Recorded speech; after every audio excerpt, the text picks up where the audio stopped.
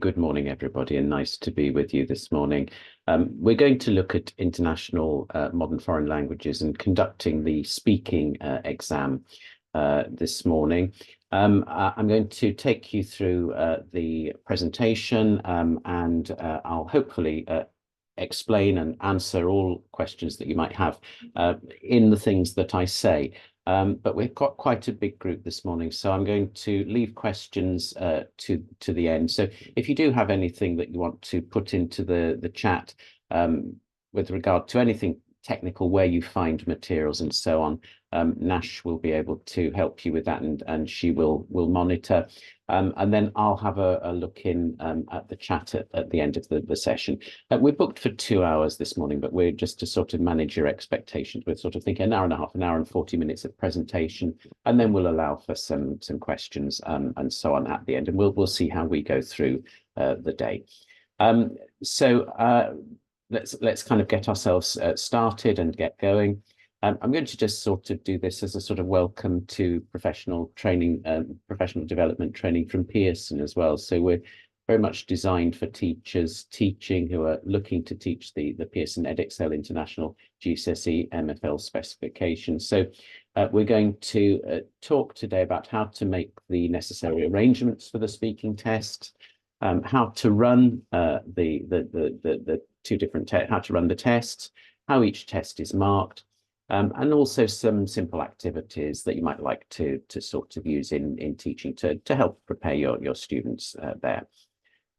As Nash mentioned, there are some materials which you can download, and there's a resources tab, and you can download those from the resources tab.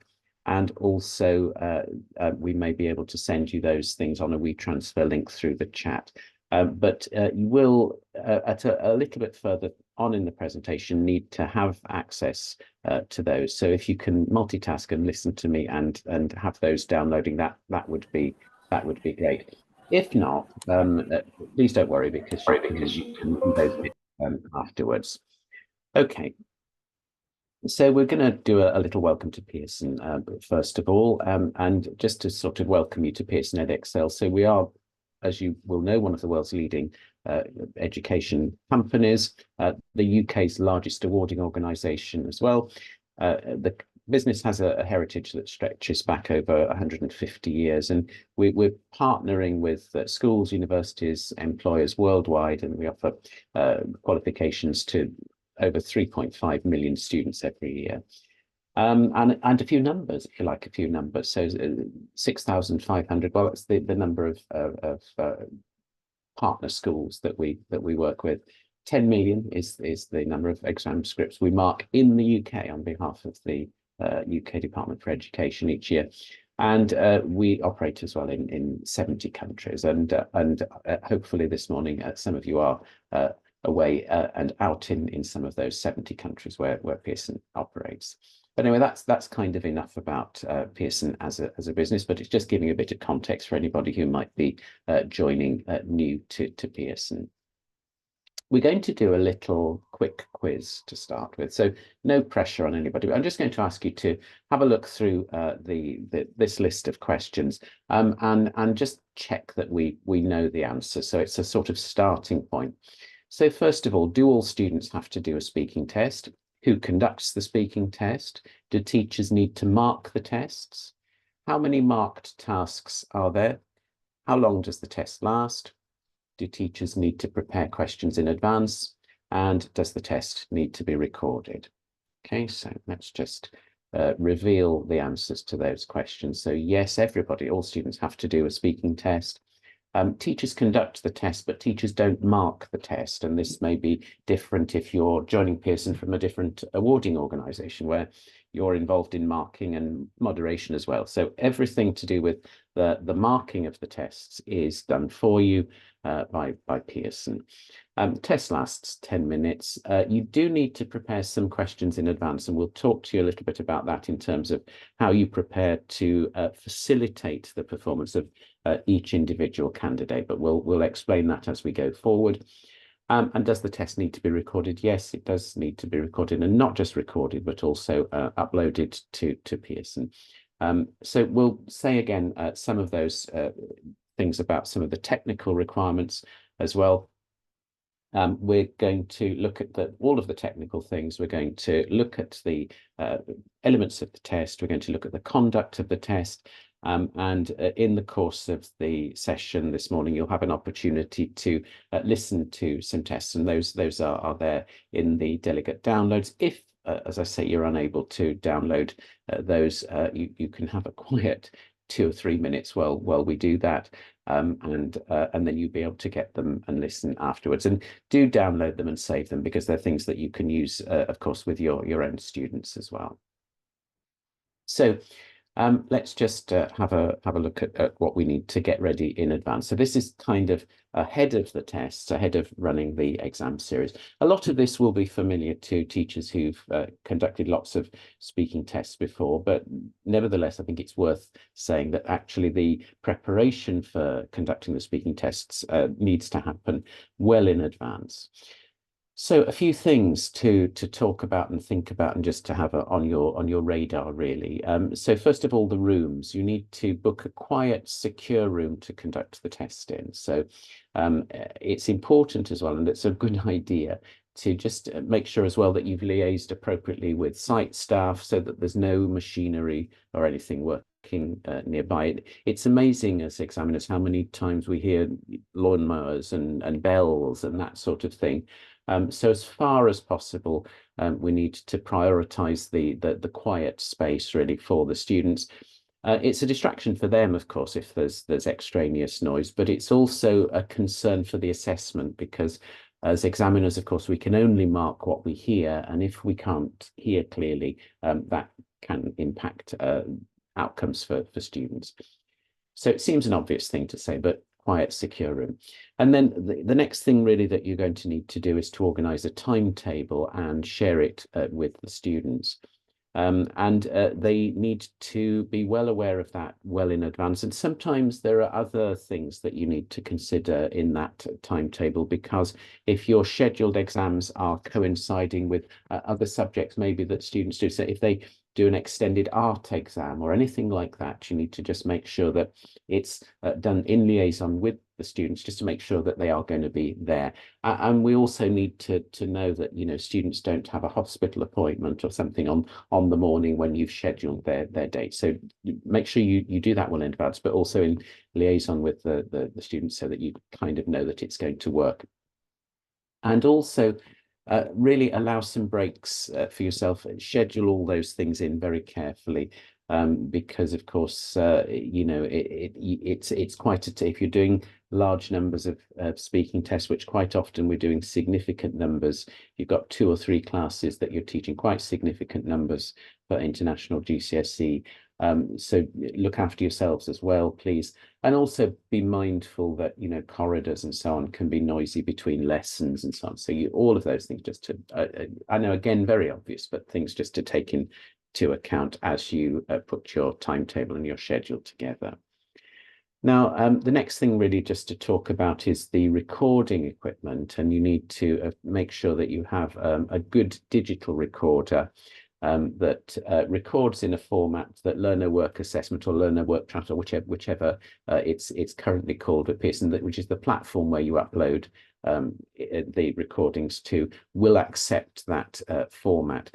And it's really the best advice is that you have a device that records MP3 as an MP3 file. Some people use a laptop and so on to record, and again, it's perfectly acceptable, but because you're quite often not going to be in a room where you normally work, and we can't always guarantee, for example, that you know, that everything is going to be perfectly acceptable there. A dedicated handheld recording device is quite often the best thing. Please don't record on phones or anything like that, and keep phones and things well away from this. But the dedicated recording device is something that will give good quality recording. We find sometimes where recordings are done on laptops that the sound quality isn't always as good as it might be, because the laptop is not designed primarily as a recording device. So the microphones may not be quite up to scratch. And again, that's important because, of course, if the examiner can't hear or can't hear clearly, or the sound is very soft, it can impact on marking. We can only, of course, mark what we hear. And also with that recording device, make sure you have a backup and some spare batteries, all those things in case. I'd also say make sure you have a stop clock as well, because certain parts of the test need to be timed, and they need to be timed quite carefully. And so you might think, well, I'm using my laptop and I can see the time on the recording, but you have a lot to do while you're conducting this test. So you just relieve yourself of the pressure of having to do mental arithmetic as well to work out, 30 seconds plus something minus something else. If you have a stop clock there or a stopwatch, though, that's a useful thing to do. And always, PE departments and science departments have those things for available. So those again it's a useful thing to do, just to make sure that you can kind of keep a track on the time of the different parts of the test. And that's really very important, because rather like the written exams that students do in the hall, time is critical. Time is crucial with the timing of these tests. And I'll say it again a little bit later on, but examiners will reserve the right to stop marking after a certain amount of time. So kind of important to keep an eye on those things. Now, next thing really just to talk about is the materials that will come from Pearson. So you can collect all the necessary documentation from the exams officer in your school, and you can use that to plan the route through the test for each of your students. So that material, the exam booklets and so on, should be in school well before the exam series starts. But please check the exams officer has received all of that at least 3 days before the exam window. And we'll talk about when the test window is in the next slide, but 3 days or so before the exam window, you are able to have access to that material and have a look at it and start getting yourself prepared. But in order to do that, you need to make sure it's definitely in school. And that, again, that's a sort of a diary note, really. 3 weeks, at least 3 days, but probably a week before the exam window. So for the November exam series, we're talking sort of just before October half term. For the summer exam series, we're talking kind of the middle of March, just to check that that material is in school and it's been received, and your exams officer can chase up if not. And then to talk about the upload afterwards.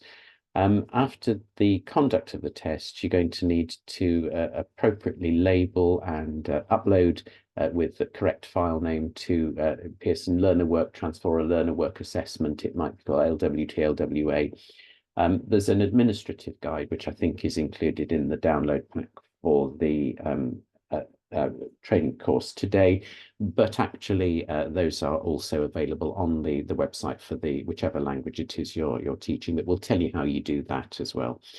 And again, that's an important element really, because again, we need to make sure that we have good access to all of those recordings promptly.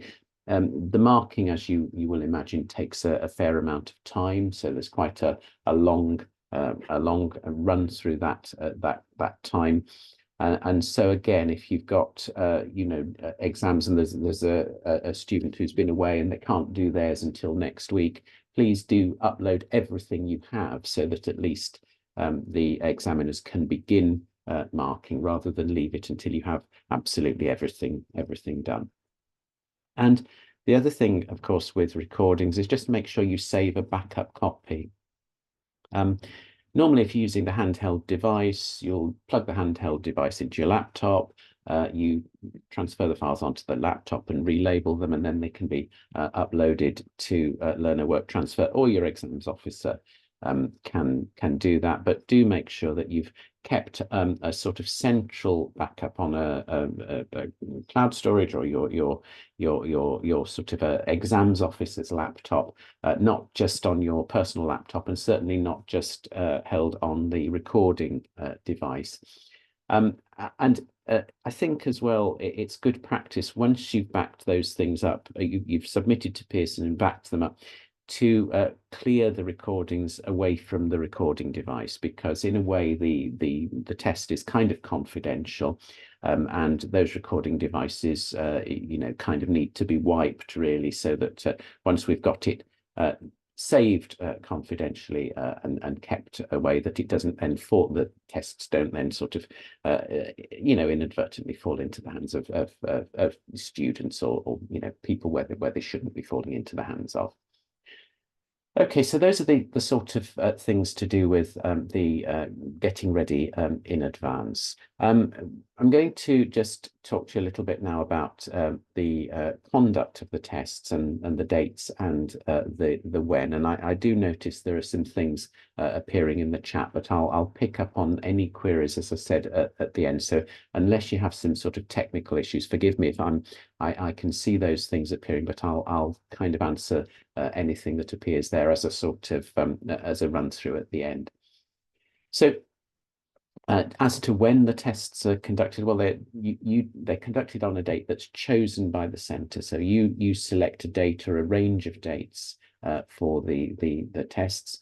And you can find information on the website in any given year. But the test window for 2025-2026, so for the November exam series, so it's from the 1st of October through to the 2nd of November inclusive. So you can do them on the 1st of October through to and including the 2nd of November. And then for the summer series, the May-June series, from the 23rd of March through to the 1st of June. And of course, remember that the Easter break will come out of that somewhere. So you can schedule your tests, in those slots. And it's a good idea to do those things, to start planning those things well in advance, because we're into the academic year. You'll know how many students you have in your class. So plenty of liaison with the people who run your school calendar to fix those dates, sort those dates out, and get those things ready well in advance, so that the students can know, you can know. And it also is very helpful for teaching, because if you know that on the 11th of October you're going to be running your test, everybody can start getting themselves ready. I think it's also good practice that once you start the session of testing, it's kind of continuous. So you might do it over sometimes 2 or 3, 4 days sometimes for your class or your subject. But just in terms of the sort of emotional impact on your students, we don't want to do 2 or 3 one week and 2 or 3 another week and 2 or 3 the week after that. Just to try and run those things sort of, once you start, you should kind of keep going. Again, if, for example, you're running your tests right towards the end of that test window, and you have a student who's not very well or who's unable to do the test on, that, so it's that, your final test date, for example, is the 2nd of November, and somebody's not there and they can't come until the next week or whatever, please liaise with your exams officer, ask them to contact Pearson and just get permission, which is normally granted. There isn't normally a problem when we're dealing with sort of those exceptional circumstances. But just to contact Pearson and explain what it is you're planning to do, and make sure that happens. Because again, if examiners are starting to mark and it appears that there are students missing, they will flag that. The students who are entered for the exam but whose tests are missing, they will flag that. So it's useful just to sort of make sure you deal with those things, and good communication, of course, is always key with these things. Okay, so we're going to just have a think now about the test itself, and I'm going to sort of talk you through the overview of the test. So there are 3 parts, really, three tasks. So the first task is a picture-based discussion, and there are 5 obligatory question types, and that lasts 2 to 3 minutes. And then task B and task C that are effectively the same thing. They're topic discussions on 2 different topics, and those 2 different topics are prescribed by a grid, which will be different each year and will be in this pack of materials that I'm talking to you about, that your exams officer will have. So that's also something that you will want to have in advance in order to do some planning. And each of those topic discussions last 3 to 3.5 minutes. Now, keep a close eye. I mentioned this thing about timing. Do keep a close eye on the timing of the discussions, and make sure that your students are familiar with working within that time scale, so that they have maybe sort of done some practice with some pictures, and they know what 2 to 3 minutes feels like. They know how extended their answers should be to fill that time, but not exceed that time. And notionally, really, we're looking at sort of a 10-minute test, aren't we? So actually 2.5 minutes of picture-based discussion is about right. And you know, sort of 3.25, 3 minutes, 15 seconds for those topic-based discussions are also about right. If your students' answers go significantly beyond the allocated time for each of the tests, I would advise you to stop them and move them on to the next part, because sometimes in terms of the marking, they've almost done enough. Particularly with the topic discussions, they've sometimes done enough for maximum marks, but of course examiners can stop marking after the total designated time, in the same way that, you know, in a written exam in the hall, you know, even if you haven't finished, the exam paper is taken away from you at the same time as everybody else. And so the time is not really elastic, but it can, if topic discussion B goes on for too long and topic discussion C is therefore shorter or shortened because the test has had to be stopped by the examiner, or it has to be stopped marking by the Pearson examiner who's marking it, that will impact marks, because we haven't covered the range of content and communication. We haven't covered perhaps the demonstrated range of linguistic knowledge and accuracy. So timings really kind of matter. So let's just have a think now about the day, the test day itself, and what happens on the day. So we'll sort of think about the things that sort of kind of come in advance of the test, what happens before the test begins. So of course, each student is tested separately, and they have a one-to-one session with their teacher. So, but we don't, for this exam, need to have any preparation room or anything like that. So those of you familiar maybe with some UK exams and that sort of thing, where students prepare a role play or anything, we don't need to do anything like that. They just arrive and do the test. But there are some things that need to happen and that they need to do. So each student needs to bring with them a copy of the picture that they've chosen for task A. And if you're completely new to this and you think, well, what are we talking about here with a picture? I'll talk to you a little bit more about that when we come to that, dealing with that section of the test. But those of you who are familiar with it, you will know that your students need to talk about a picture, and they need to have chosen that picture and bring it with them. If I were you, but it's not a Pearson requirement, it's just a personal bit of advice, would make sure I have a copy of that picture, because I don't wish to make any comments about your students or students in general, but they can be in stressful moments forgetful, and they will turn up without it. So it's a good idea really if you have a copy of that with you, and they've handed that in advance. But in practice, the idea is that they bring it with them to the exam room. You will need to have seen that picture in advance, because you will need to have thought about questions to ask. So but I would make sure you have a copy for you and a copy for them, and that you're prepared, and that you kind of relieve them of that stress of worrying about if they've forgotten their picture or they arrive and they can't find it.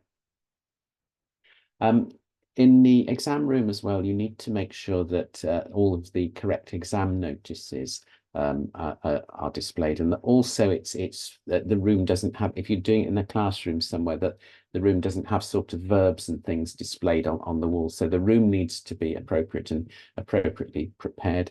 And there are exam notices, notice to candidates, those things which would be in the hall, you know, when they do their written exams, or wherever you do your written exams, are also expected to be displayed in speaking test rooms. It comes under the same set of regulations, really. So Pearson, of course, do occasionally inspect these exams. An inspector could come, and your exams officer always has enough stress when the inspection happens without not having the notice is in the room. So just again, check that everything that needs to, and your exams officer will do that, but it isn't just a bare room. It needs to be set up properly as an exam room, and those notices put there. And there are the things like the notices about phones and so on that typically go outside.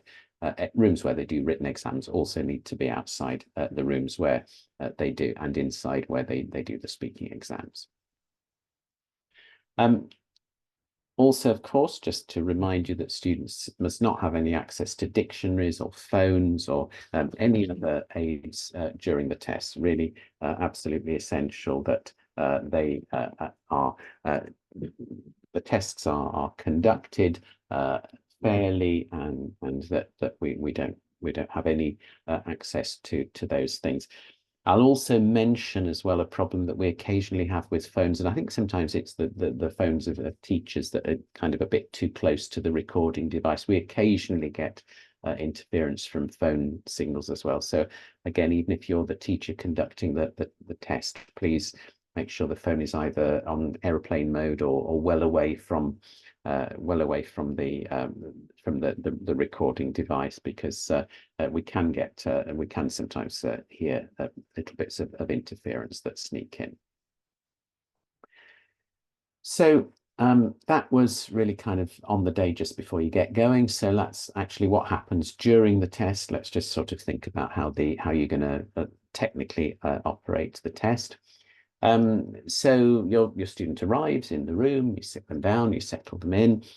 You might like to have some water to drink. You might want to say to them, if you want to bring some water to drink, they can do that, whatever it is they need to make themselves comfortable. And then the test begins, and you start the recording device, and you need to announce the name of the centre, the number of the candidate, the name of the candidate, the number of the centre, and then you move directly to the conduct of the test. So each candidate, however, needs to be recorded separately. So please make sure you don't use pause on the recording device. You start a fresh recording for each candidate, and at the end you stop it, because each candidate's recording needs to be uploaded separately. And we have sometimes also had problems where a centre has sort of recorded the whole set of exams as one continuous recording for all candidates. And what we have to do then is that it isn't the examiner's job to deal with that. It will just be sent back to you, and somebody in your centre will be required to chop that up into separate files and resubmit. So again, just to emphasize, make sure you're familiar with the recording device, how it works. You've had a little practice if it's not one that you use regularly. And remember that we want each test conducted separately, in the same way that, you know, they all write on a separate piece of paper in the written exam.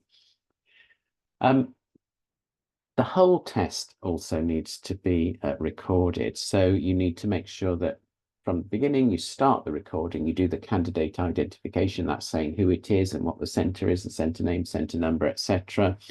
And then you do task A, which is the picture discussion, task B, which is the first topic discussion, and task C, which is the second topic discussion.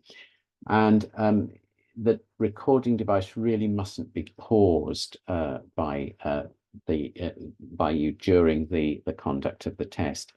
And I know sometimes, very occasionally, a candidate gets a bit sort of distressed or that sort of thing during the test, and there's almost a temptation to pause it. But in those circumstances, please don't, because if a candidate requests some special consideration, or there's a particular thing that's happened there, your exams officer needs to know about it, and Pearson would like to just have the evidence, really. So if there is a sort of element of distress, settle them down, kind of discount that time from the total time and deal with the situation as you would do. I know you will professionally. But please don't pause the recording device, because if we see from and we kind of see that as we mark them, if the recording device appears to have been paused, again, centres can be contacted for an explanation as to why. So actually much better just to let the examiner hear what's going on. If there's a problem, tell your exams officer and they can pass that information on to Pearson. And then we're absolutely fine. So also to note that the whole test needs to be conducted in the target language. I mentioned, the kind of stress element if students get a little bit distressed or something, and that's where obviously you're going to speak to them in English or whatever language that it doesn't help in a stressful situation if you're stressed and then somebody speaks to you in French. So you speak to them in English there. But the key thing about not pausing the test is that the examiner will sort of know what's going on, will understand what's happened. But other than that, everything to do with the assessment, the whole test needs to be conducted in the target language, with the exception of the candidate identification, candidate number. You don't need to do that in the target language, but the actual assessment. Now, at the end of each part of the test as well, the teacher needs to tell the student what happens next in the target language. So you're going to say, okay, we're going to begin with the picture-based task. Can you describe your picture, whatever it is we're asking them to do? Now, when you do that, please use a consistent set of phrases and make sure your students are aware of what those phrases are, that they've kind of got them written down somewhere.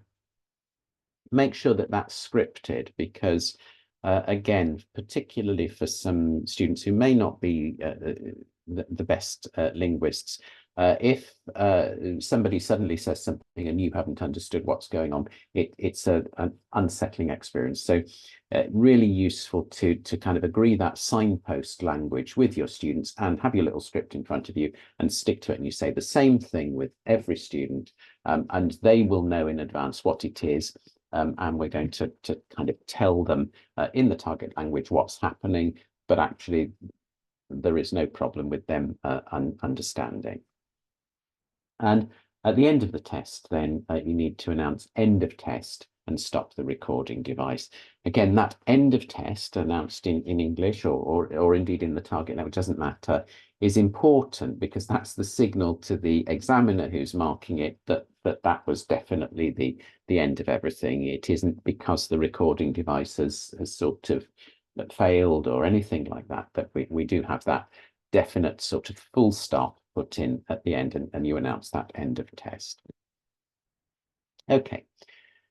So we're going to just talk to you a little bit about the sort of timings now for each part of the test. So the overall likely time for the test is about 15 minutes. Now, I know we've got about 10 minutes of actual test time, but there is about 5 minutes of sort of candidate courtesy and administration time that you need.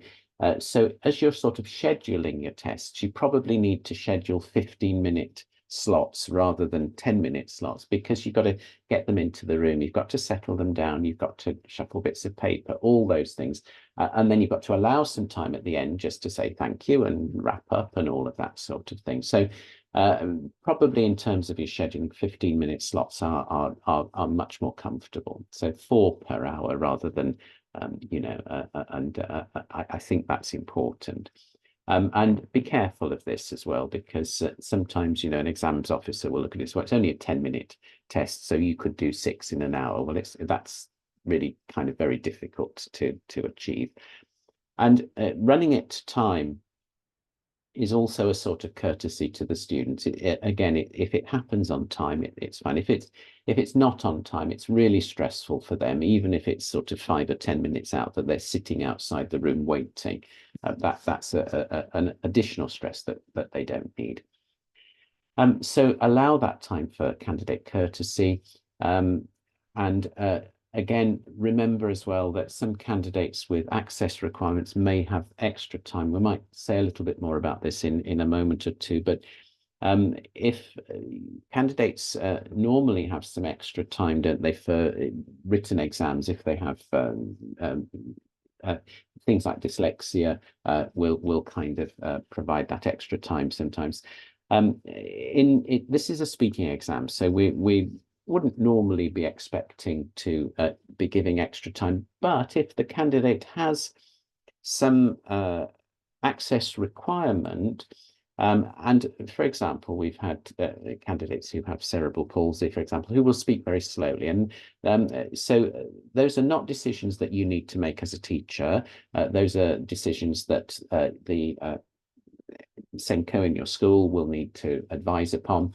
And any arrangements like that need to be agreed and sorted out through your exams officer. So they're not decisions you need to make on the day, but do please be aware that those access arrangements, can be made. And sometimes we would have candidates who are partially sighted and are allowed something like a kind of a sort of some extra sort of arrangements with the image with the picture, for example. They might have a large one. Sometimes we can allow it to be projected onto a screen or whatever. So just sort of keep those things in mind. It's not particularly common in speaking, but nevertheless, if that is required, then the arrangements are available for that. So then we do the candidate, the sort of the parts, really. The candidate identification is about 30 seconds, isn't it, to do that. Task A is the picture-based discussion, 2 to 3 minutes. And again, ensure that all 5 questions are asked in the time, and use only the allowed prompts. And the examiner booklet tells you what prompts you're allowed to use in your particular language, and stick very closely to that time. And then task B and task C are the conversations on the topics, again, 3 to 3.5 minutes. For both of those conversation topics, you need to ask a range of questions that demonstrate the ceiling of the candidate's ability. And this means that you are using this test time to show the examiner the best of what that candidate can do. So you will have an idea really about what your candidate's ability is. And you want to showcase that idea so that we see the best of what they can do. And so for a weaker candidate, that might be more kind of simple and more closed questions that are not greatly extended. And for a more able candidate, that may be more open questions and more encouragement to extend their ideas. So it's important that those conversations have a spontaneous element and are not a sort of memorized list of question and answers. Now, candidates will prepare. We expect them to prepare, and we expect some of those things to come from memory. They're not going to be questions they've never heard before, but there is that nuance that sometimes we hear the same set of questions used, and actually the weaker candidates are stuck and really can't deal with them, and the most able candidates are not extended by those questions. So that range of questions that demonstrate the candidate's ceiling of ability is a really important thing to do.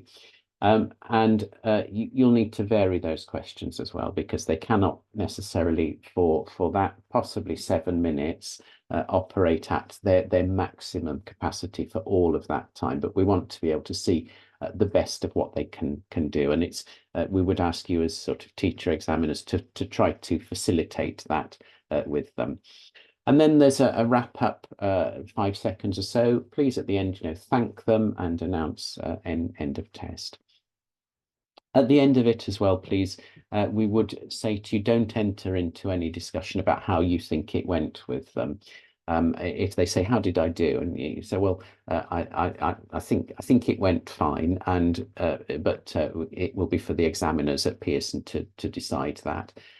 Because we don't want to, at the end of the test, set expectations. And it's also quite unsettling for other candidates if some say, oh, she said I did really well when they come out. So I think it's, again, a good idea, good practice to set an expectation with candidates that you're not going, with your students, that you're not going to enter into any discussions about that, because it's confidential. It's a confidential test. It's recorded, and it will be for the examiners at Pearson to decide. So this is the thing that I was kind of talking to you about the cut-off time. So we've got 3 minutes, and then 3.5 and 3.5. So examiners start their timed marking with the first thing the candidate says in the sorry, it says role play, it isn't role play in the picture-based discussion, but they will reserve the right to end that at 10 minutes from that point. And obviously candidates can be quite disadvantaged if teachers don't stick to the time. So that's quite important, really, to make sure that we stick to that test time. Apologies for the error on that side. I'll get that corrected for the next time that we do this. I've touched on special needs as well, and if one of your candidates has a special need, we mentioned we're aiming to minimize the barriers.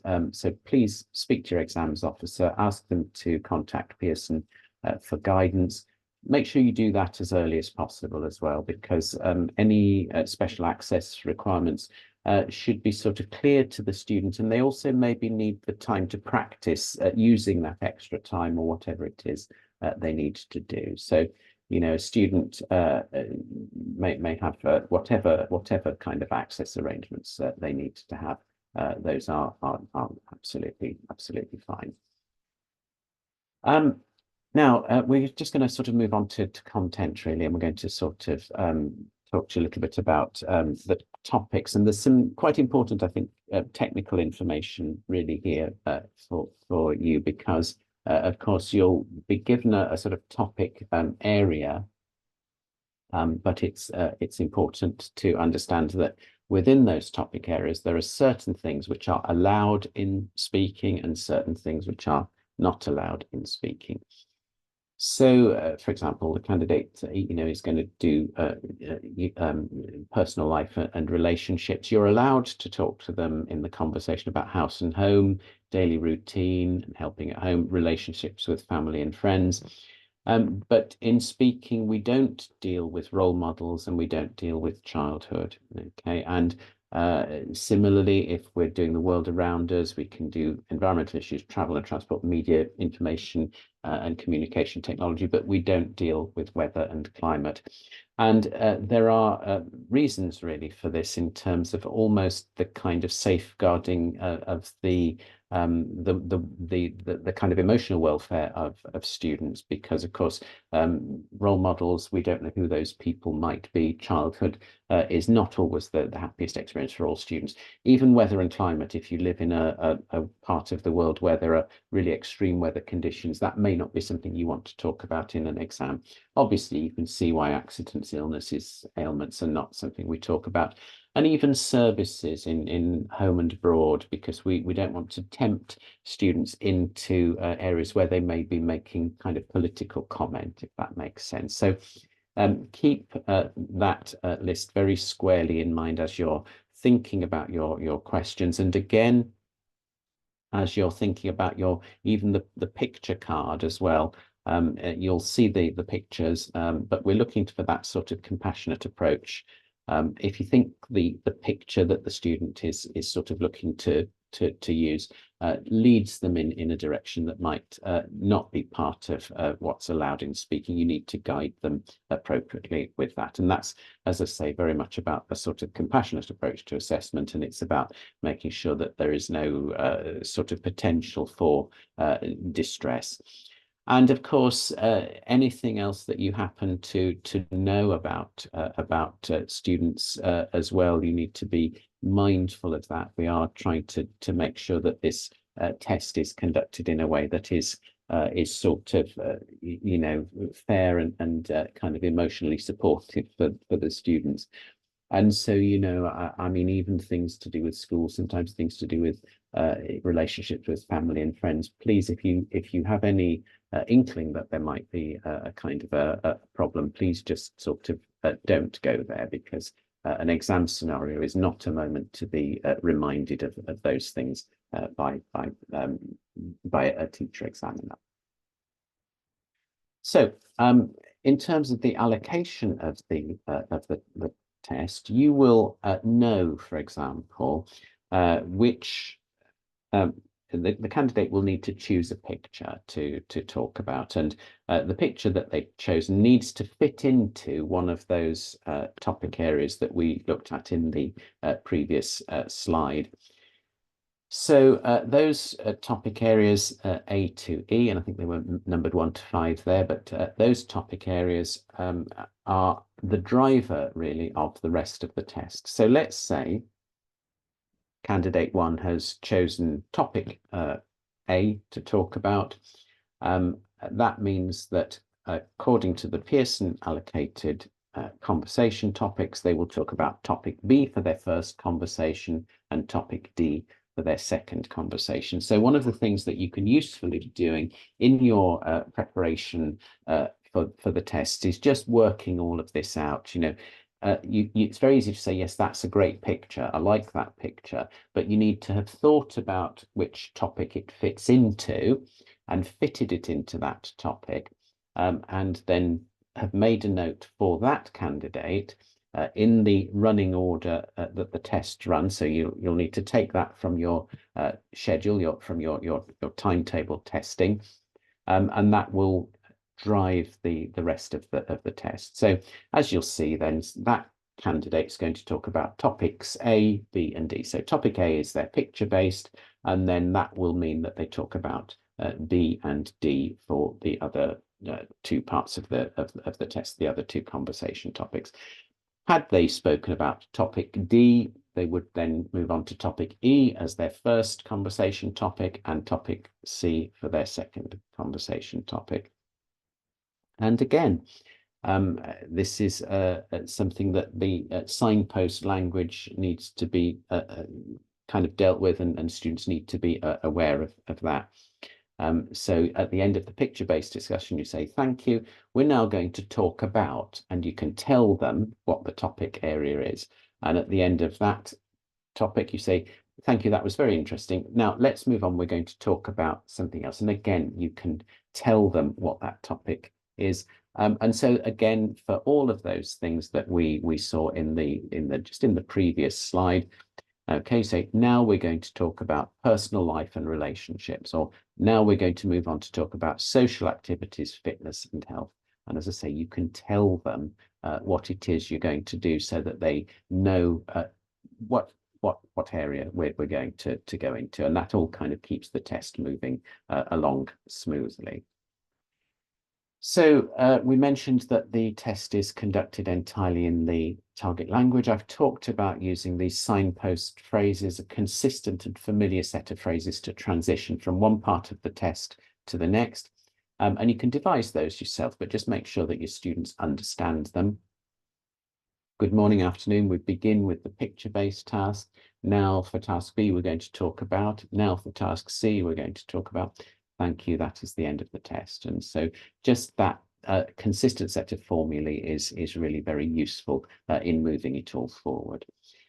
If you make a mistake or you need to self-correct as well, be careful to do that in a way that the students can understand, because there's nothing worse in an exam situation than not understanding what's been said to you. So it's really important that you are very sort of clear and consistent in those things. And again, just be very careful. If you make a mistake, you say, no, sorry, my apologies, we need to talk about topic whatever it is. Again, just make sure that they're familiar with that as well, and that they understand what's going on. And make sure that your students know the exact words in the target language for the topics. Okay, so that list of topics, just now we're going to talk about, and it's really important that they know the exact words in the target language for those topics. And also make sure that your students have recovery skills to ask you to repeat a question. You can repeat a question up to twice, so if they haven't understood, they can say, can you repeat that question? And they can, no, I still don't understand. Can you repeat it again? After 2 repetitions, you're then not allowed to, you have to move on. So can they ask you to repeat? And also, can they ask you to clarify a question if appropriate? And actually, sometimes those elements of clarification are quite good, because they add a little bit of spontaneity to the conversation. Do you mean at home or at school? And those sorts of things are kind of quite the sort of thing that we are pleased to hear, really, as examiners, because that's the sort of naturalness of the conversation. So we're going to move on now. I want to talk to you as well, just sort of general tips really about asking questions. Please just sort of keep the language you use to ask questions as simple and accessible as possible. And where the option exists, try to follow native language structure, because the complexity needs to come from the student's answer. So what I mean by that is that the questions you ask should be obviously questions in the target language, but as close as we possibly can to the structure and the format of their native language, so that the difficulty for the students is in producing a nice extended and developed answer, but there isn't any difficulty in understanding the question that's asked. So questions like, which are your favorite pastimes for the days when you don't have to study too much, is quite a long question and harder to understand than what do you like to do in your free time, but it will elicit probably the same information. And then I think the other sort of thing to talk about is that it's a good idea to try to vary the interrogatives that you use and also the time frames, but don't always rely on verbs as markers of the time frame as well when you ask a past or future question. So you can say, last year, what did you? Or next week, what will you? So those markers, again, are useful. And again, it's useful for students that oh, no, that's got to be past now. Or no, that's got to be future. The varied interrogatives as well will also kind of vary the language that students use, and kind of vary the discussion. So just kind of a couple of things really to say about asking questions. We don't always want lots of what questions. Okay, so, and sometimes as well, as we get into the conversation for the more able students, we get tell me a bit more about, and that open question style can also be useful, particularly with the more able students who are able to pick the thing up and run with it.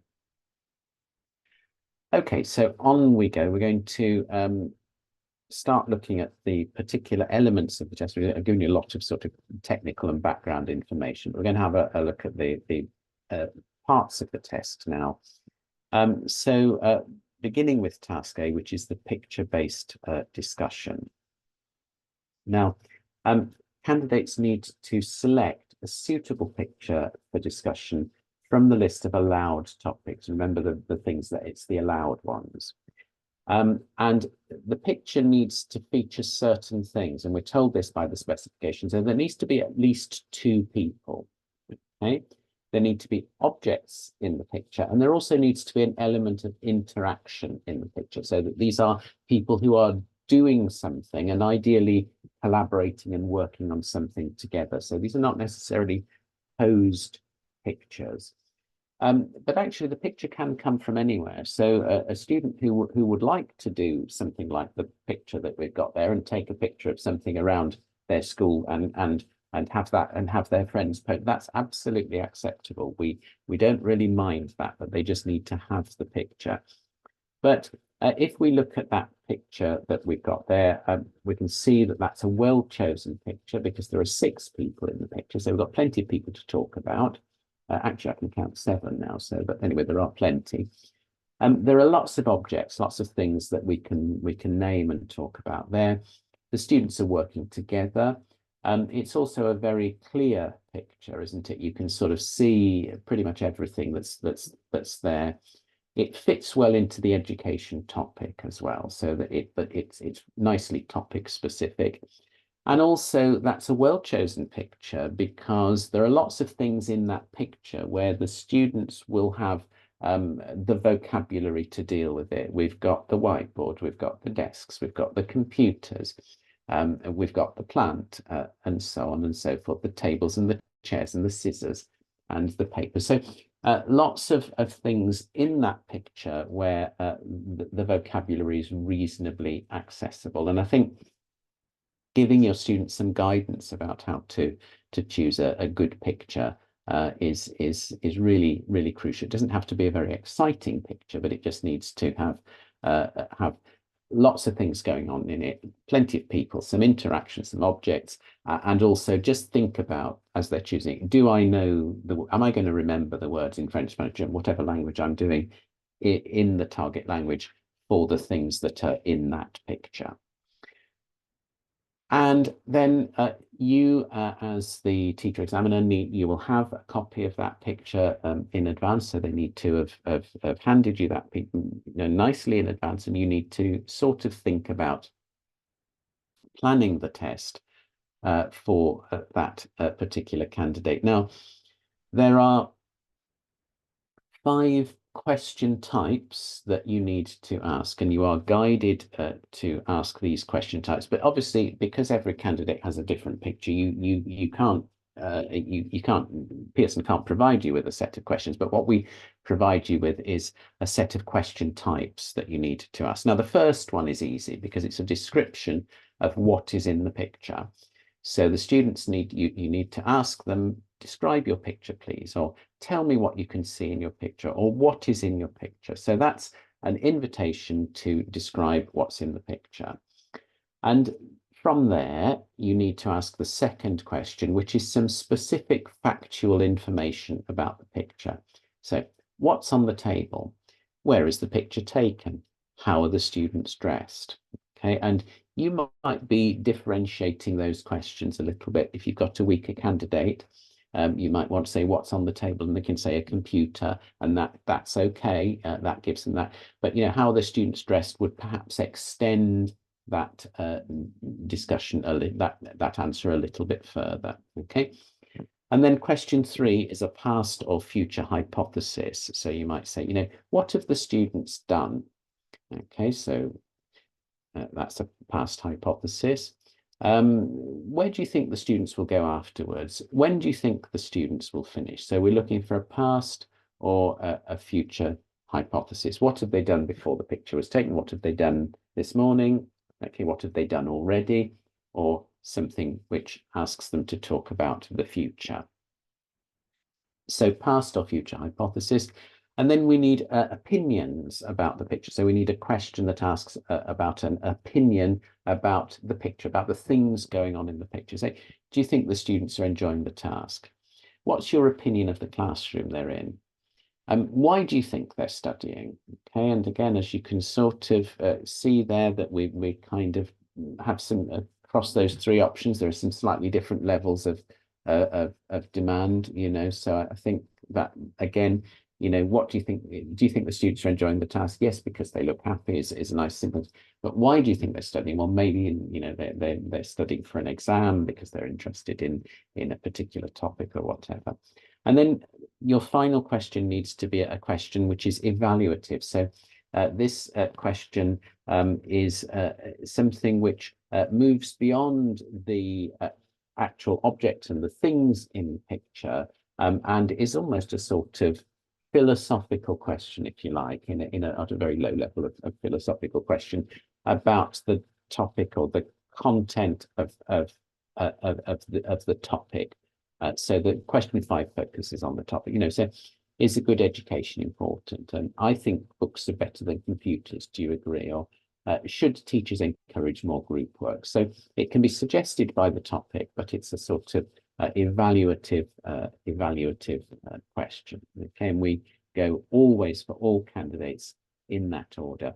And of course, this is where you will need to have prepared for your questions in advance. You also need to listen really carefully to what the students say, because although you may have, prepared in advance, if you look at that question 4 and you ask a question, what's your opinion of the classroom they're in? And the student says, well, I think it's much better than one that's full of books because they've got computers. You'll then question 5, I think books are better than computers. Do you agree?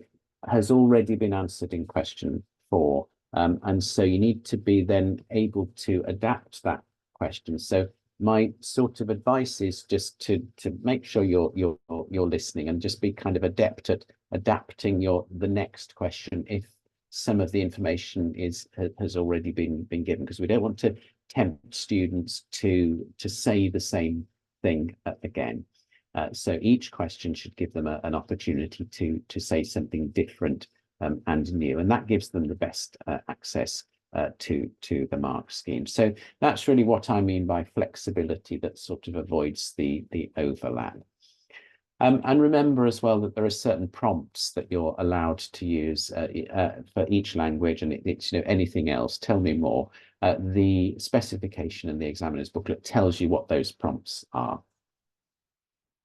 In terms of facilitating performance, we're marking for 2 criteria here, and always with speaking for Pearson, the marks are tipped towards the content and communication. So we have 8 marks for communication and content, and 4 marks for linguistic knowledge and accuracy for this task. So for the 8 marks, they need to respond to the questions with consistently fluent and developed responses. They need a consistently effective adaptation of language to describe. So that's talking about what's in the picture, to narrate, which may be the past or future hypothesis, and to inform, which is kind of any of those questions. They need to express opinions with ease and fully developed justification. So that's very much those question 4, and particularly question 5, should offer them an opportunity to give their opinion, but also justify it. And we need to make sure that pronunciation and intonation are consistently accurate and intelligible. We're only talking about intelligible. We're not expecting native speaker standards, of course we don't. But as long as what they say is accurate and clear enough to be understood, then that's absolutely fine. For linguistic knowledge and accuracy, we're looking for consistently accurate grammatical structures, successful references to past, present, and future events, and also responses that are fully coherent. And if they can make mistakes, it doesn't need to be perfect, but it does need to have that element of clarity, so that any errors they make are sort of lost in the overall communication.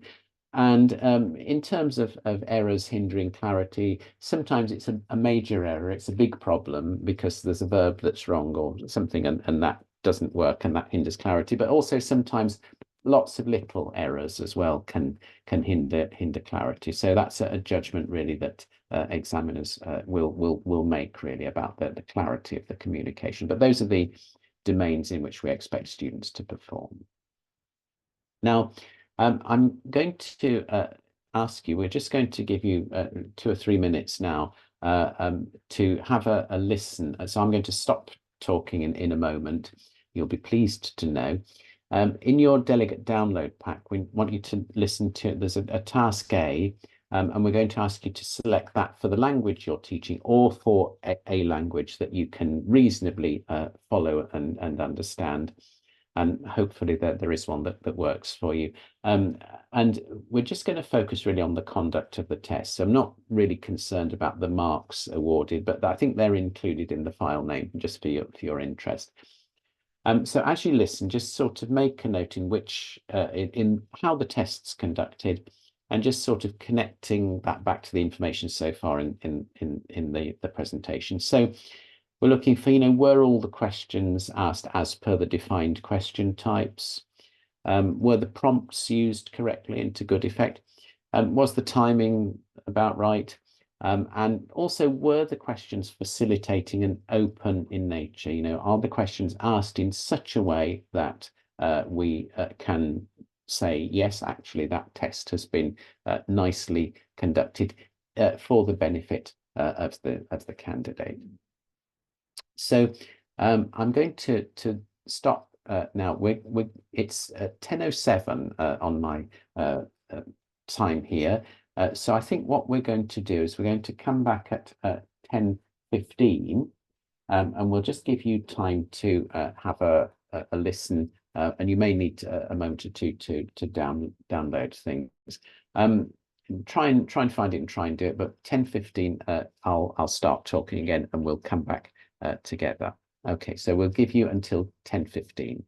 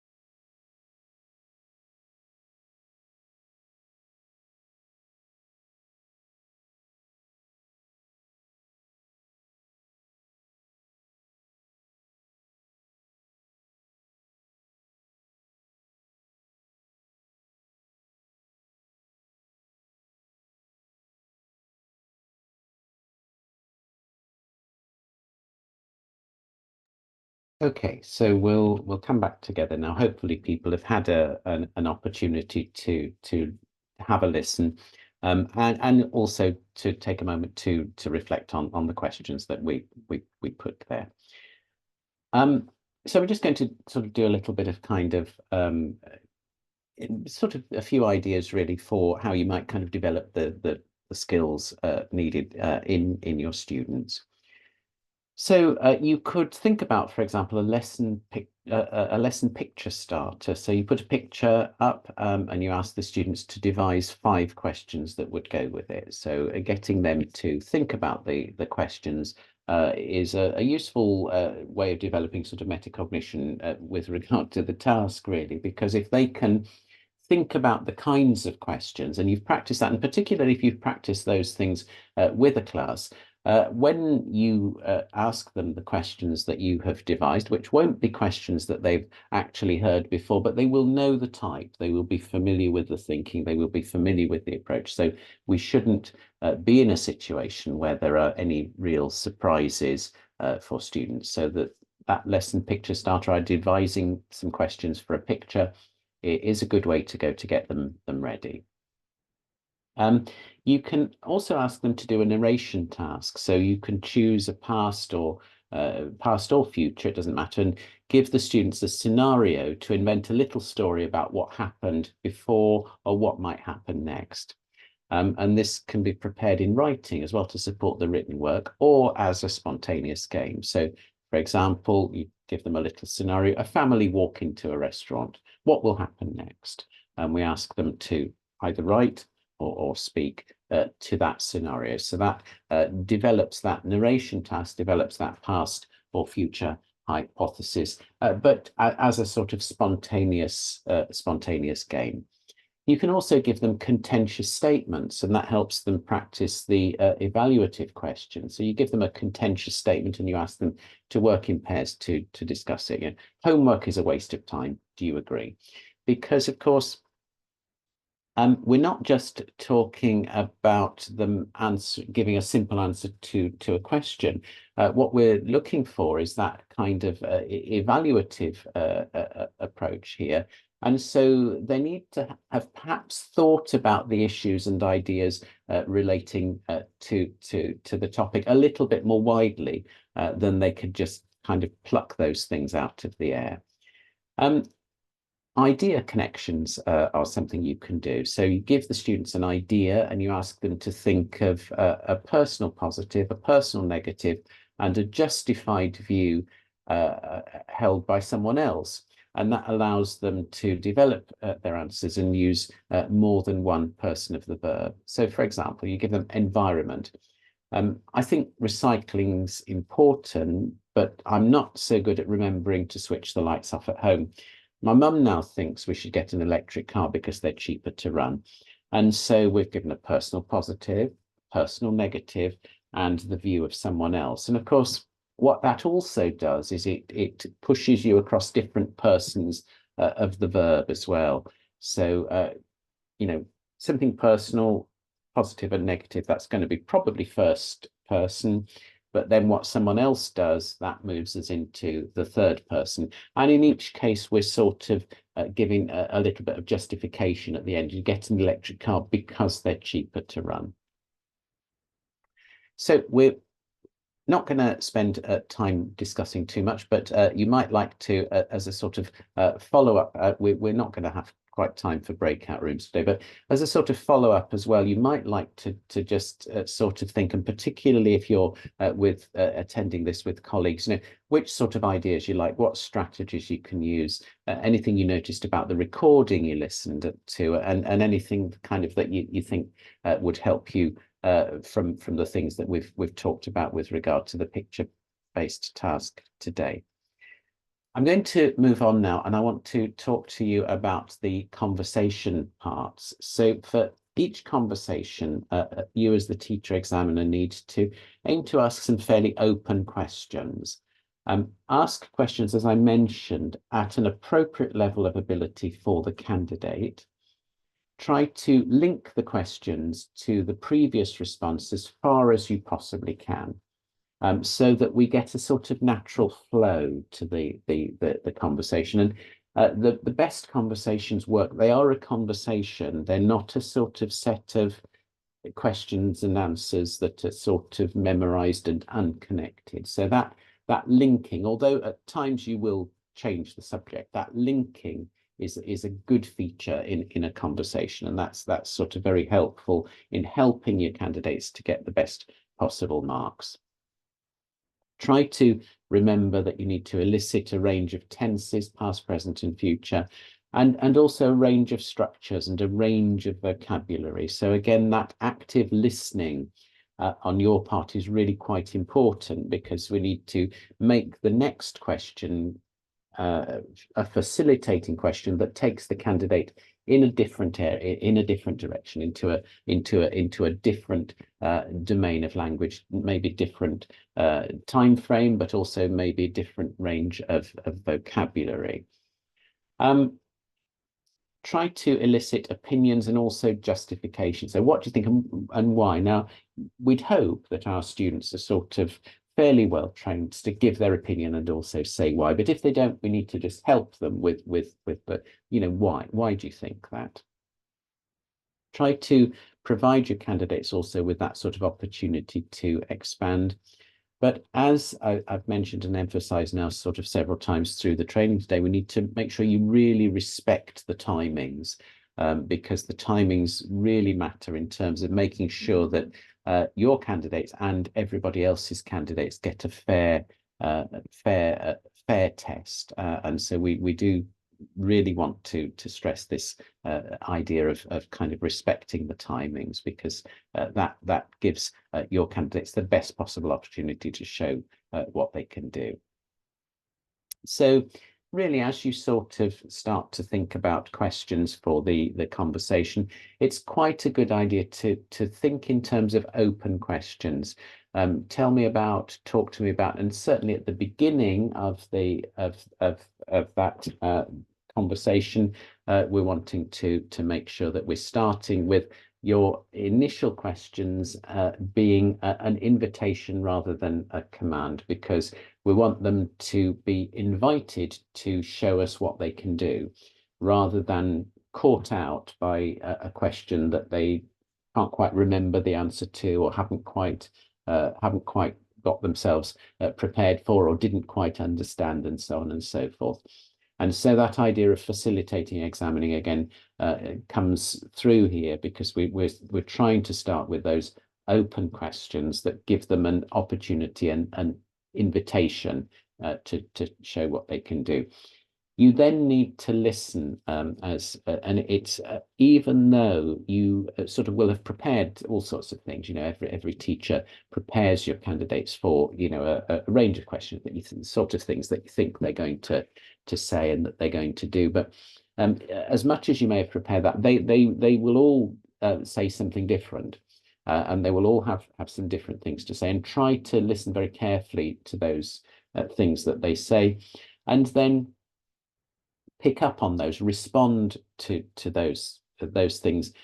So that quite often is about checking a detail or checking a little bit more information, asking them to say a little bit more, taking them in a slightly different way. So, you might ask a what and a why question, a who, a how question, a when, a where question.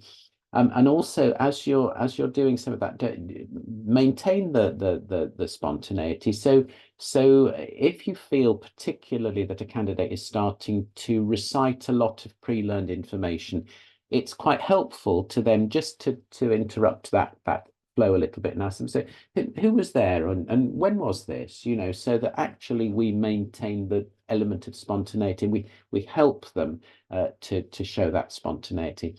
And we also need to just remember this idea of kind of reaching that ceiling of performance. So we need to make sure that for the best candidates, they are stretched a little in the test, but also for the weakest candidates, that they are stretched to where they can go, but not put in a situation where the test's too hard for them and they can't respond. So this element of kind of spontaneity is something that really good teacher examiners really need to take that into account. So you can't always have a one-size-fits-all list of questions that work for everybody. The listening and the responsive spontaneity is important.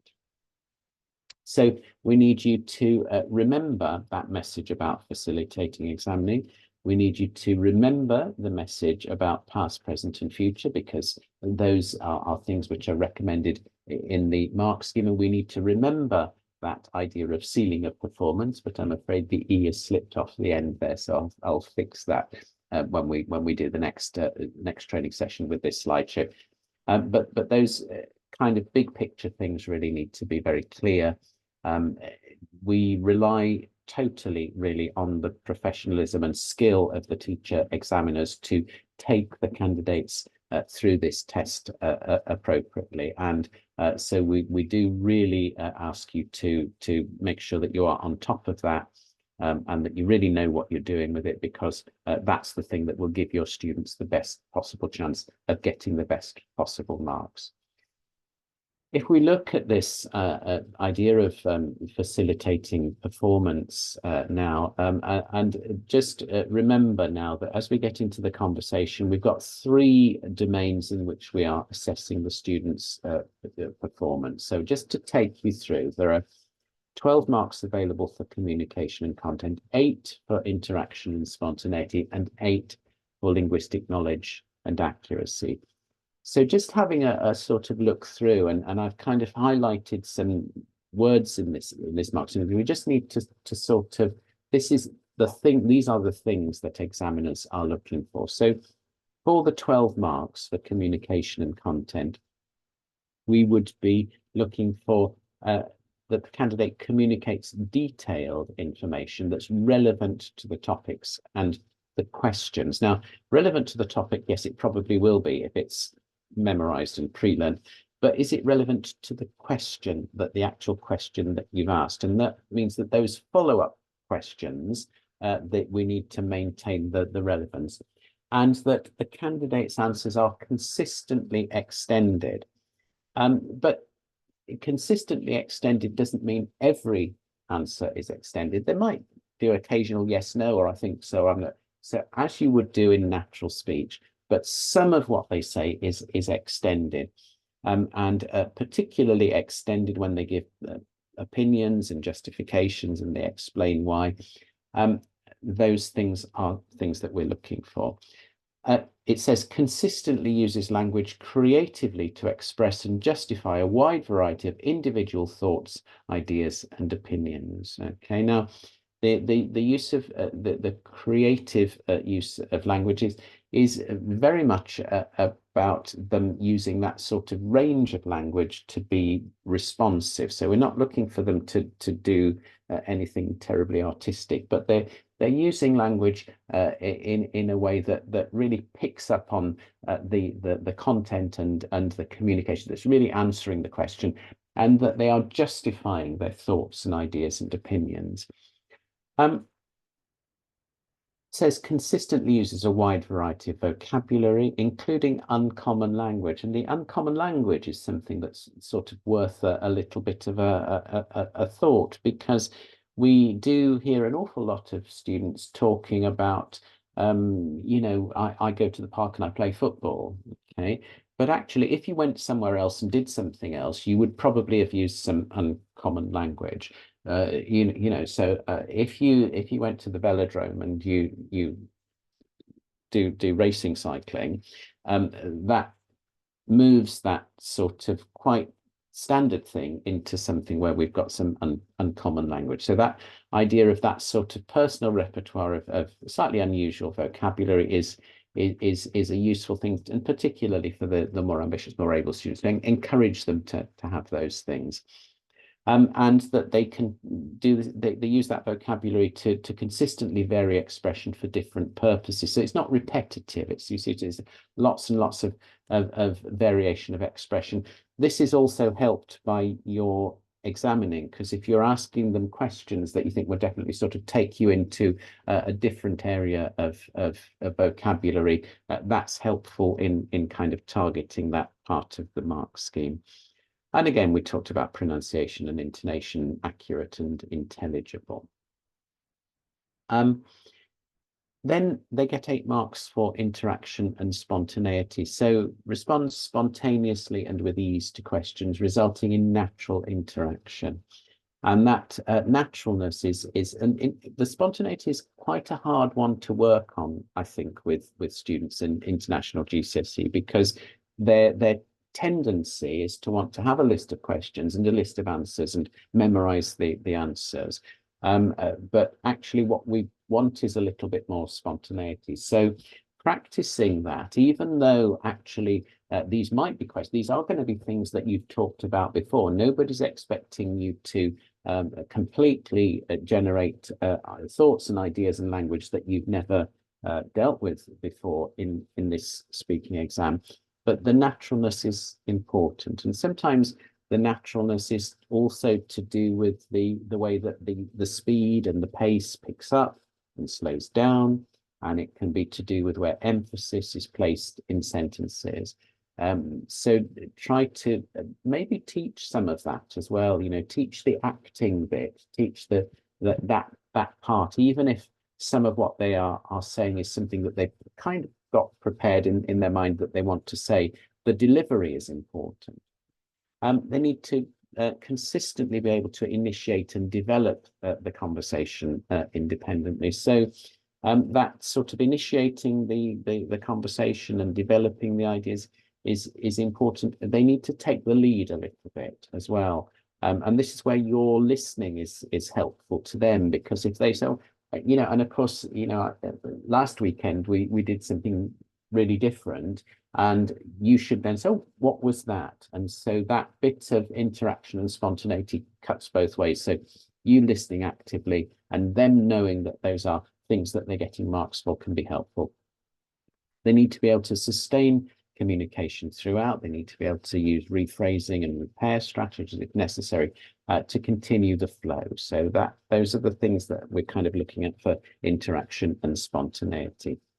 Now, for linguistic knowledge and accuracy, in a way, this is the sort of the easiest of those 3 categories to talk about, because we all sort of know what that is. But we're looking for them to manipulate a wide variety of grammatical structures with frequent use of complex structures. And there is information in the specification about what we mean by complex structures. But typically those are things to do with conceptually challenging verb sequences. If it hadn't been for something, I would have. Or they are things where we are expecting them to use a varied clause type, or particularly things like subordinate clauses tend to kind of fall into the realm of a sort of complex structure. So, and we're talking that this is for 4 marks, but a good variety of those things. Of course, we're looking for consistently accurate grammatical structures, consistently successful references to past, present, and future events. And we're also looking for fully coherent speech, but that doesn't mean perfect, you see, so that any kind of errors that they make just don't hinder the clarity. There's nothing that for 8 marks that particularly blocks the flow of the conversation. Okay, so we're going to do the same thing now as we sort of did before, and I'm going to just give you again 5 minutes just to have a listen to a task B and C. You may not be able to listen to all of it, but did the teacher use open or closed questions? How did the teacher examiner adjust the level to find the candidate's ceiling of performance? Was the timing of the task observed if you get to the end of it? And were the questions facilitating in nature? So it's 10:35. We'll come back at 10:40. I think everybody will have got everything downloaded, and just have a little listen to as much as you possibly can in that time. And I'll stop talking now for 5 minutes.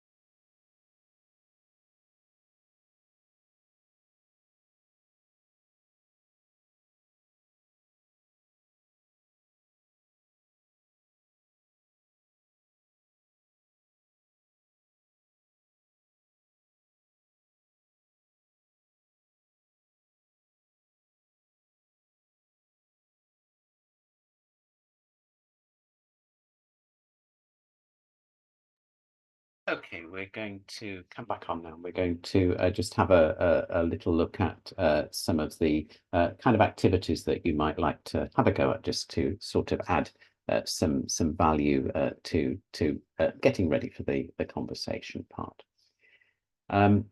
So just sort of adding value to, oh dear, some more ends that have slipped off the end, but you can read it. Adding value to the communication and content. So an activity that's sort of useful to do is to practice extending sentences and extending ideas and varying those clause types and adding in the complexity. And you can do this actually as a sort of activity by encouraging your students to go through this process of starting with a simple sentence, I like sport, moving to a connected sentence, which is connected with and or but. I like sport, but I don't enjoy shopping. And then moving that up to a complex sentence. Although I don't much enjoy shopping, I went to the shops with my mum at the weekend because I needed some new trainers to play my favorite sport, which is basketball. And so that kind of taking students through that activity, really, that idea of making your simple sentences into connected sentences and your connected sentences into complex sentences. This is about the creative use of language, and this is a sort of modeling activity for developing that creative use of language. And you can also give students some practice in extending their sentences with a sort of grid like that. So at the first level, we go from simple to connected. So we give them the simple bit, I like chocolate, and then you need to do something with the but. At the second level, we go from connected to complex. I never go to the cinema, but I do like films. And then we need to make that connected sentence into a complex sentence. And at the third level, we can give them really not very much to work with and ask them to use the language creatively. So we need to ask that what you're going to do is you're going to make a simple sentence using the word maths. And then you're going to make a connected sentence using maths and art. And then you're going to make a complex sentence using maths, art, and the word despite. Okay, so we can take them through and teach them to develop their sentences like that. And of course, that's also relevant and significant for writing as well. And also think about how you might add value to interaction and spontaneity. So we can do spontaneous response activities, where you would divide the class into teams and write a set of questions that you draw at random, and then each team nominates a player and you draw the question and the person has to speak for 15 seconds about the topic to win a point or whatever. So that kind of spontaneous thing, you pull the word football out of the box and the person has to speak for 10 or 15 seconds in the target language about football, and they win a point for their team. We can also use things like synthesis grids, where we take a topic like school, and then we take the subtopics within school, teachers, lessons, facilities, clubs, and we have those grammatical features or linguistic features across the top: present, past, future, maybe question. And we can say to a student, okay, so I want you to do me a B2, and they need to say something about lessons in the past, or we want you to do me a D4, so they need to ask a question about facilities. So those kinds of synthesis grids, again, are quite useful, because both of those activities really are about the sort of higher order thinking skills that you need to be able to interact and use the language spontaneously. And then a few things really just to say about how we maybe add value to linguistic knowledge and accuracy. So activities like me, you, and the others. So as sentences build, try to encourage 2 or 3 person sentences. Okay, so this again is important, because quite often it's showing this ability to manipulate verbs in different persons. It isn't always I went, I went, I went. Okay, so that shows you have a vocabulary element to that grammatical tense form, but it isn't really demonstrating mastery of a particular tense form if it just appears to come from memory. So it's things like, you know, I like Spanish food, but I know you're different and you prefer all things German. My parents, however, are mad about Chinese restaurants. And again, we've got me, you, and the others. You might also get them to do activities like reading for speaking, and that's maybe using the reading texts that are there on the reading papers to harvest phrases that they might use for speaking or indeed for writing. And we can do some vocabulary range extension work as well. So using grids just to make this kind of thinking about vocabulary a habit. So what you kind of do is you take a word like problem and you say, okay, so we're going to take the word, we want to find a synonym, an antonym, or a different part of speech. And those categories you can vary depending what what it is you're trying to do. But we're looking for, we take the word problem. So what could we replace it with? We could replace it with challenge. What's the antonym? The antonym is solution. And also, can we think of a different part of speech? So problematic, can we go sometimes within the word family from the noun to the adverb or the adjective, or the noun to the verb, etc. Okay. So a few things there to give you some sort of classroom ideas. Now I'm going to just whiz you through some things now that I want to say about administration support from Pearson, and then hopefully we'll allow a little bit of time for some questions quickly at the end. So just in terms of admin, there's a candidate cover sheet. So that needs to be supplied, one per candidate. You need to upload that cover sheet to LWT. And you need to ensure that it's all signed by everybody. It's 100% electronic document, so nobody needs to print it. So the signatures can also go in electronically by you and the candidate. Okay, so that's an admin thing that you need to deal with. You need to make sure you're aware of the admin support guide. So there's a support guide for international language, I think included in the pack of information, but again, available on the website. There are some arrangements made for centres where you don't have anybody who speaks the language to conduct the test, and this will sometimes happen. So please, if you're the head of languages or you're organising it, make sure that you're familiar with that guide as well about what the requirements are within your centre. The submission arrangements, well, it's from May 2022, so they're not so new anymore, but there's a guide to LWT which shows you how to upload everything, how to label everything, and where those things go. So again, just make sure that you're familiar with those, and your exams officers will be able to find those for you if you can't find them yourselves. Little bit of information about support as well. I mean, we're sort of aiming to support you at each stage. So just make sure you're familiar with the website, the web pages, the specification, the information that's available there for each of the languages that you might be teaching.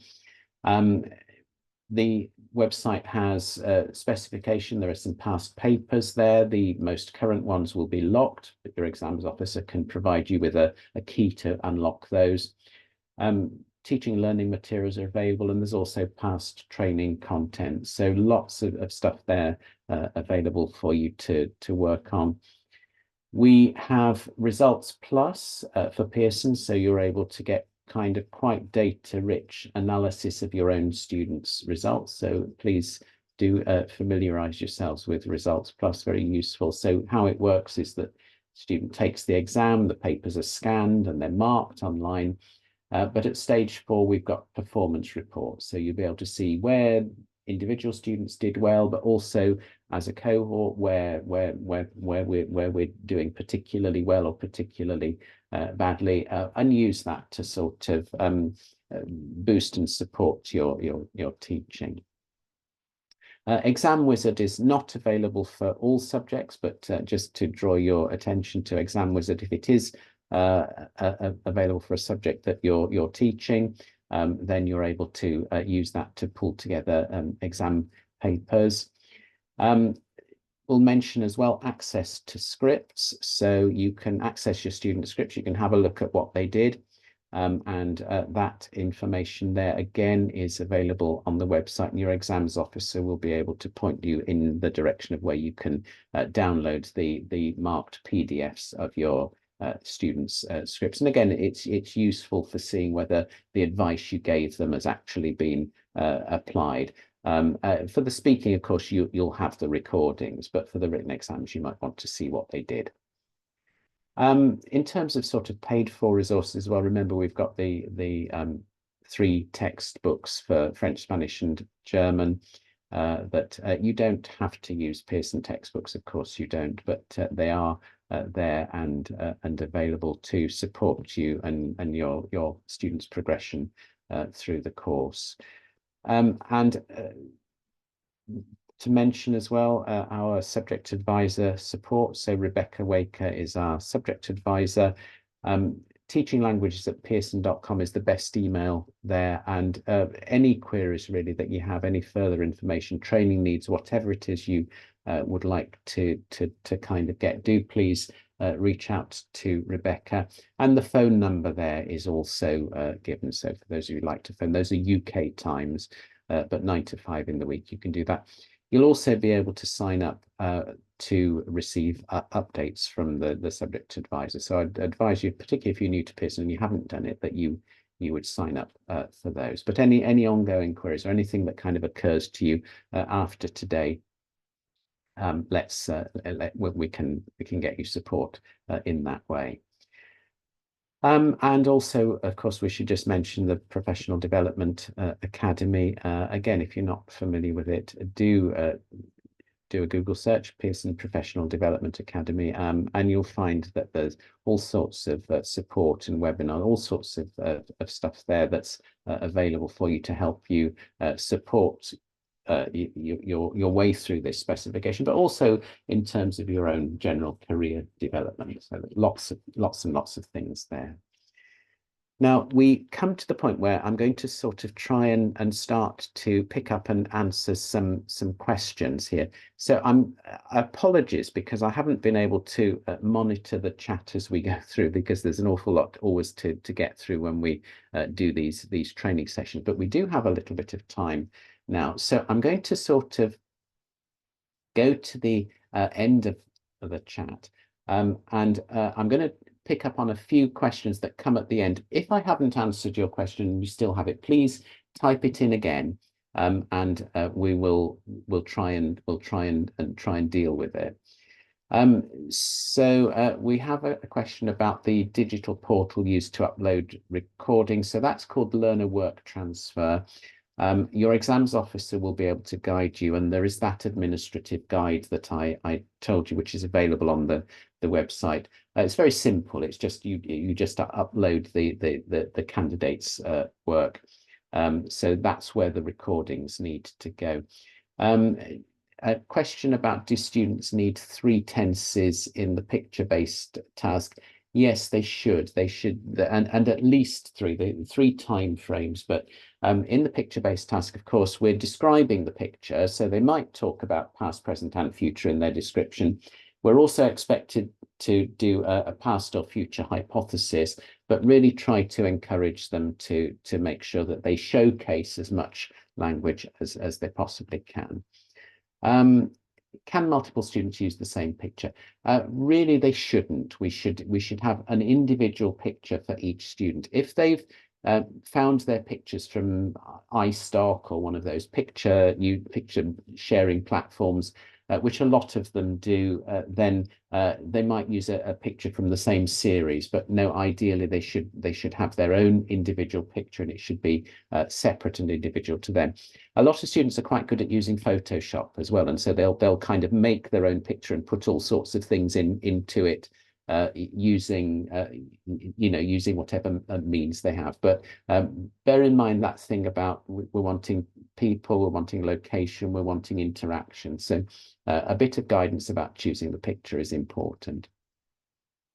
The question 4 of the picture-based task, does it need to be about the topic or the photo? The question 4 really should be about the photo. It should be about something that's happening in the photo, because it's your opinion of the thing that's going on in the picture. And when you get into question 5, it's your evaluation, your philosophical view, if you like, about the wider topic. So that's really somehow that's really the difference between the question 4 and the question 5. Can they use the same pictures as they've used in the mock?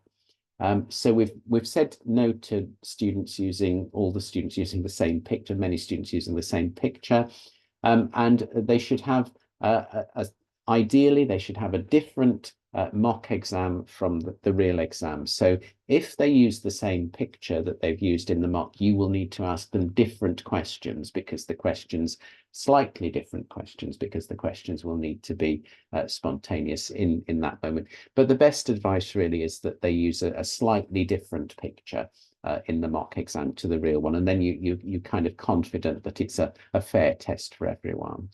Can they bring notes for task A? No, they're not allowed to have notes. That needs to be a spontaneous task. What are the restrictions about what the teacher can correct the answers in the topic areas? What about the photo card?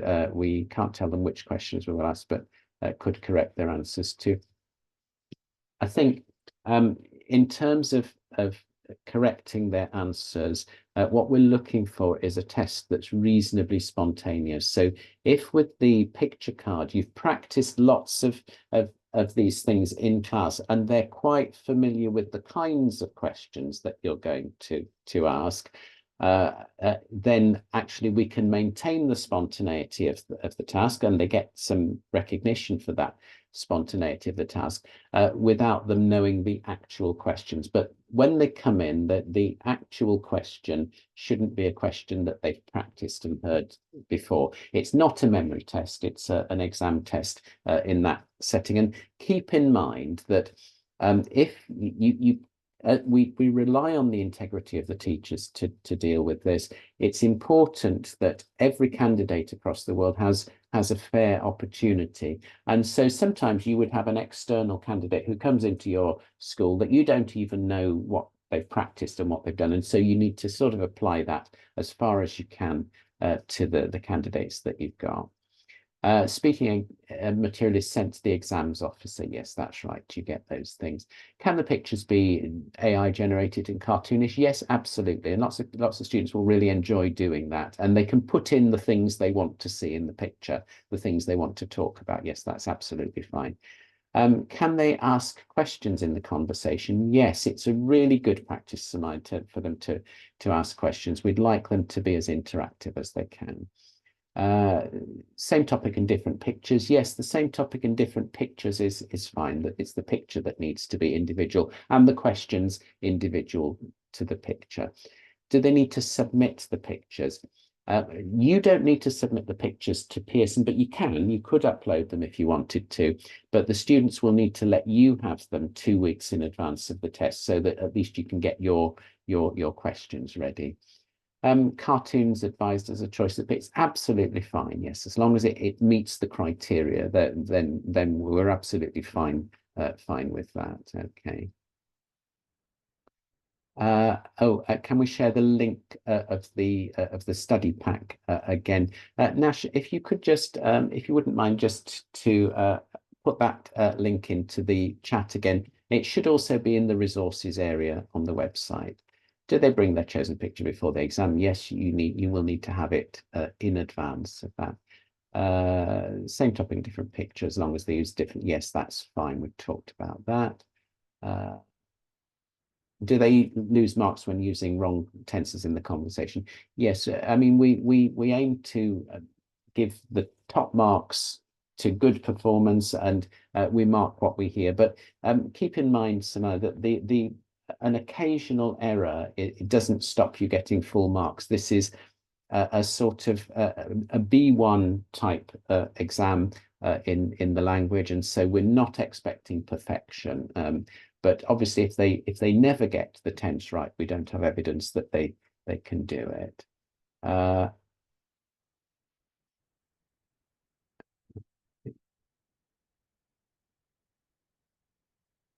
So is there a yeah? So Carrie said my question was about what we can mark as part of homework related to the photo task. Carrie, I think the principle really is that you maintain the integrity of the test, so that when they come into the test on the day, you're asking them questions which will be of the type that you've practiced, but not the exact questions. And so, you know, if you've done some practice in class and they might have heard the question, what's on the table, in relation to a different picture, that's fine, that we understand that question, but the response that they produce will be different. But I think it's as far as I can possibly go. I think you have to just be confident that you're not doing anything that you wouldn't want teachers in other centres to be doing with their candidates that might disadvantage yours. Okay, and Carrie said, Sophie's saying yes, that there are some sample questions in the Pearson book. Yes, you can use those and you can prepare your own. Ladies and gentlemen, we're right at the end of our session now, so we're on to 11 o'clock. I'm going to say a farewell and thank you very much for your time today. I hope it's been useful and helpful.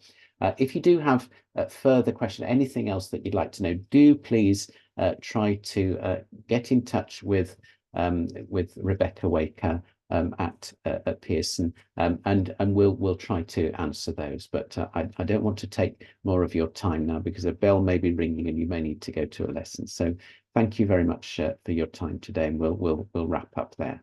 Nash, thank you. That's I think we're there. Okay, thank you, Tim, and thank you everyone for attending. We hope you found it useful. Have a great day, everyone, and stay safe.